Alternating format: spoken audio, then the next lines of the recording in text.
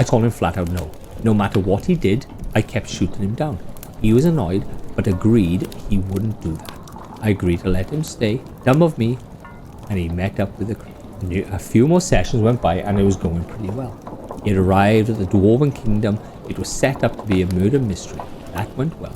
Everyone had fun, but then the artificer changed his backstory one more time. That made everyone uncomfortable.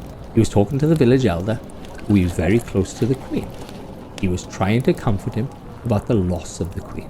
I know you two were close.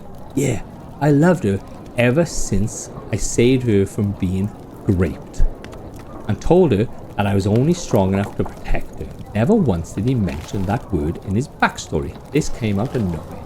I wasn't prepared for it, and the paladin brought it up. Why bring that up? It's called good storytelling. You guys should take note on how lackluster your backstories are. The session ended there, and we didn't pick up for quite a while. Then we finally hosted another session. It was the final session that the artificer was part of, because he went behind my back and still made the new, twisted my words thinking I would forget about it. I was putting my foot down on his bullshit, but then he did this whole in-character speech, wanting the three of them to join his side.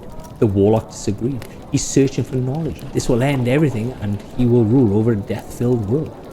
There's still so much to learn. The paladin is out because they would not go forward with such loss of life in any plan close to this, and the cleric disagreed outright. So the artificer said, then I guess you'll have to die. Roll initiative. Acting like he has sway on that. The player didn't move and looked at me. I was fuming, but this would be where I get rid of my problem. The artificer was cocky, thinking that he was so much better than everyone.